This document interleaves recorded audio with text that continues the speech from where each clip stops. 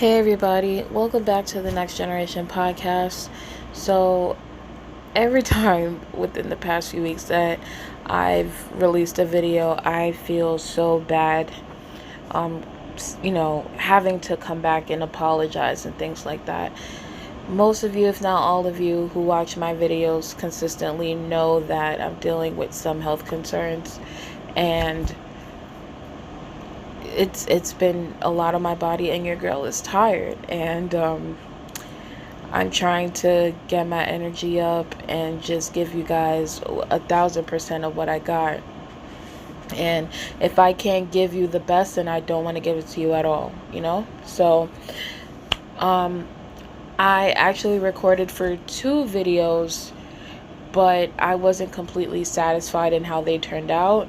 So I decided that when I feel a bit better, I was going to re-record. And I just want to give you guys the best, possible content that I can. So without further ado, let's get right into the video. So, like I said, I'm late, but bear with me. I know y'all love me. So, there was a documentary that aired on HBO, and it was about the Apollo Theater.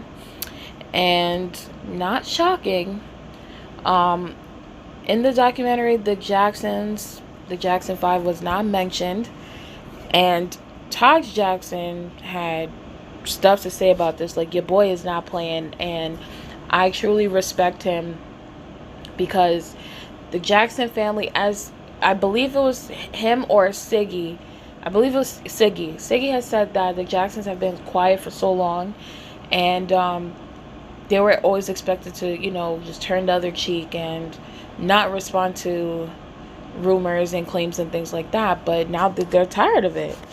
And I completely 1,000% agree that it becomes tiring. And once you see that your family is under scrutiny and always being attacked, you're going to want to say something. So Taj had something to say about this. So I'm reading this from page6.com. I'm just pulling up the tweet, and Taj said, "How dare you erase Black music history? Where is the Jackson 5, the group you helped to launch on your stage? Black artists and celebs need to take note. This can happen to you too in the future, not just my family. I'm so disappointed. Did at HBO and at HBO Docs make you edit them out?" He tweeted. So now that I'm actually looking at the article again, it was the Jackson 5 were barely mentioned. I didn't watch the documentary. I'm not supporting HBO at this moment, so until I can find something for free, I'm not doing it. I'm not watching their stuff. So what pisses me off is that we've come to an age where our justice system clearly means nothing. And we pick and choose when we would want our justice system to work. So when an innocent man is put in jail, we scream and we want justice for this person some of the time. And then a guilty person walks scot-free, we either are upset or we don't say anything, whatever the case may be. But we've come to a point where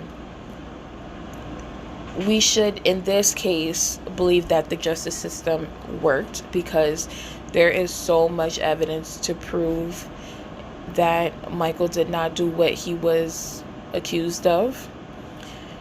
There was, documentation from the sheriff's department, documentation from Department of Children and Family Services. There was just so much that people just would like to either forget or not acknowledge is credible information. And I don't think we should continue to argue with these people, because it's not even about truth at this point. I was talking with a subscriber, hey Tanya. I was talking with her in the comments the other day, and I basically told her that, because she has a friend that that saw the film Leaving Neverland and sided with bullshitter 1 and bullshitter number 2. And Tanya, is upset about it and told her friend, well, if you're, basically, if you're in pursuit of the truth, then you should actually research. And her friend doesn't want to. And I basically gave Tanya the answer for that. So the answer for that is that people don't like their beliefs to be challenged. People love to stand in what feels comfortable to them.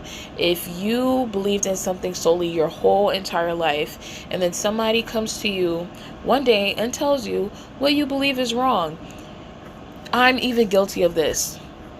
It's something that you don't want to believe.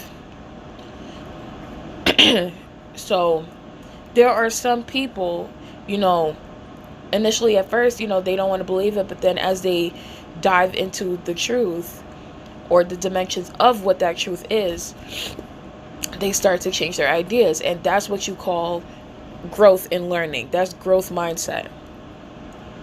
But there are some people who will gladly stand in their comfort, stay within their comfort, even though what they believe is false. So that's the reasoning for that.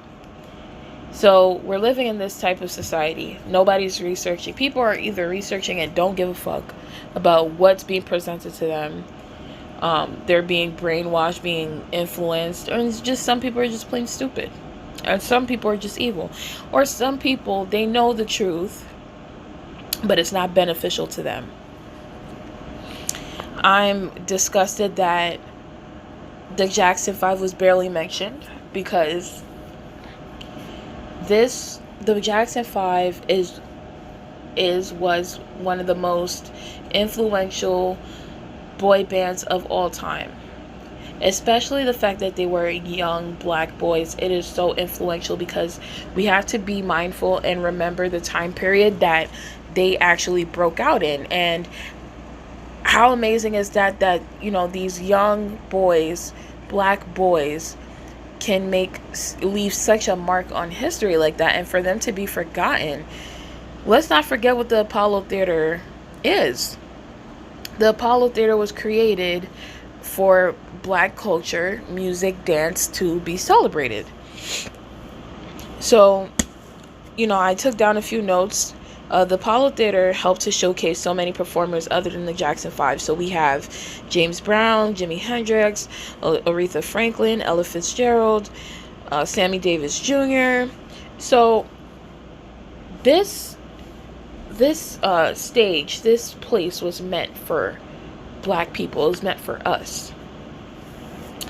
And the fact that the most iconic group, because of a rumor, because of a claim that hasn't been proven, you decided that you were going to leave them out, is beyond me. Because if these two idiots had never came out and said what they had to say in that bullshit ass movie, the Jackson 5 would not have been left out. And I just find it so funny. It's not even funny, but this is what Taj was saying, that this can happen to other black performers. It's not even just other black performers. This could happen to other black people, and it's been happening in history, and it continues to happen today. So let's start from today and then move backwards. So currently, if you guys aren't aware, Kansas City, Missouri, they had a boulevard that was originally named El Paseo. And, oh no, not El Paseo, but the Paseo. And it was named after El Paseo. And, it was earlier this year, voters had approved, a city councilman? People had came together to approve that they would want the Paseo to be renamed to MLK Boulevard. And it's only been up for about 9 months, if I'm not mistaken. And voters came together and wanted it changed back to the Paseo. And what I find so funny is that the reasoning as to why it was decided that it was going to be named MLK Jr. Boulevard was because um, Kansas City, Missouri was one of the largest cities that did not have a street named after Martin Luther King Jr. And the fact that that boulevard ran into um, black neighborhoods, they thought, I guess it was perfect to name it after that, but it was decided that it's going to be named back to the Paseo. And I would like to know what exactly, because I researched and I found out that the Paseo was named after El Paseo in Mexico City. Don't quote me. Listen, I'm not a historian or whatever you want to call it, but I was researching a little bit, but it was named after something else. I don't know the other historical context as to why the name is so important to these people, but it's obvious. Why it's obvious? Because this boulevard is named after a black man, and people can't stand that. And it's Missouri. Are we really surprised? No. Go back. My timeline might be a little effed up, but going back to Martin Luther King Jr. So there was so much news coming out that Martin Luther King Jr. was a cheater, he was this, he was that, and it was all an attempt to make us forget what exactly was Martin Luther King Jr. really killed for. Okay? Let's not forget that.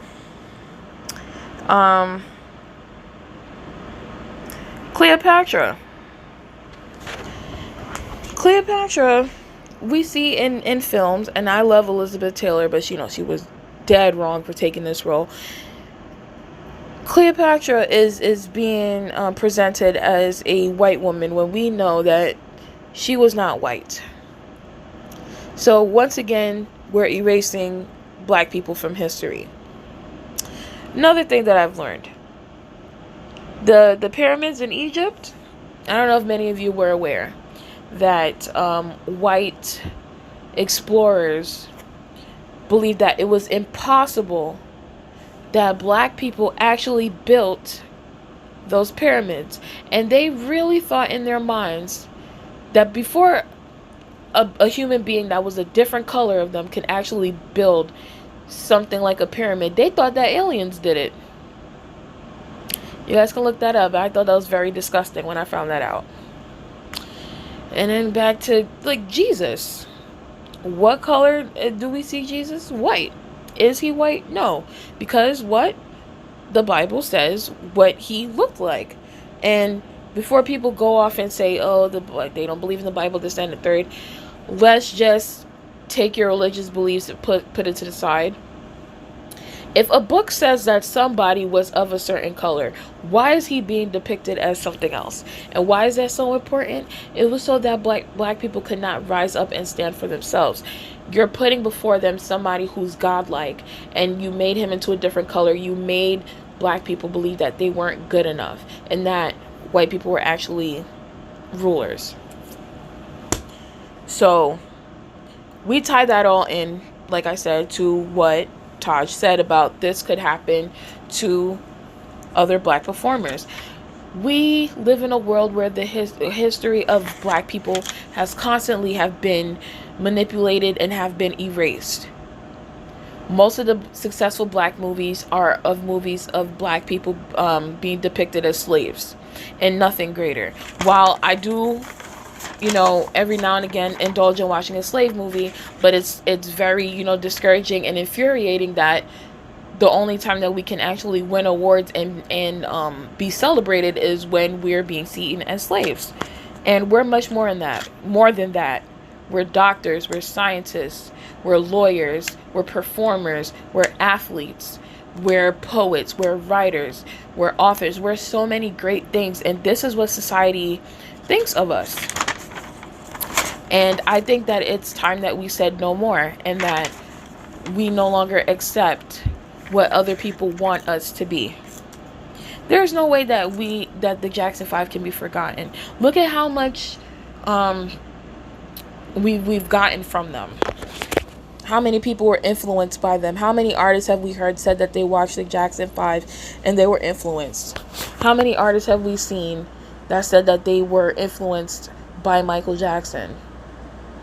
Almost all. And if it weren't for the Jackson 5 who created the type of artist that Michael Jackson was, and the fact that Michael Jackson broke so many racial barriers, the artists that we see today would be non-existent. They would not exist.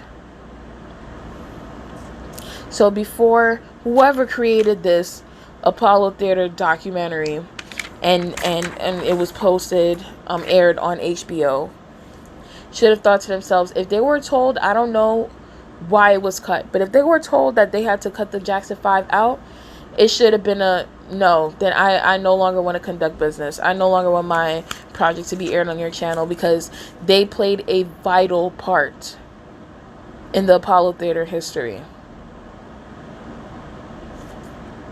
We have to take action now that our artists, our musicians, Michael included, will not be forgotten for all that they've done for the music industry and for people in general. It's a shame that their efforts, their strides, all the things that they've done to get to the point that they're at now, for that to be just to be forgotten is beyond me. And we have to start standing up, and this can't happen. We can't allow this to happen. We got to start speaking up. Because like Taj said, if this happened to his family, it could happen to anybody. So I just want y'all to think about that. And yeah, so until next time, see you later.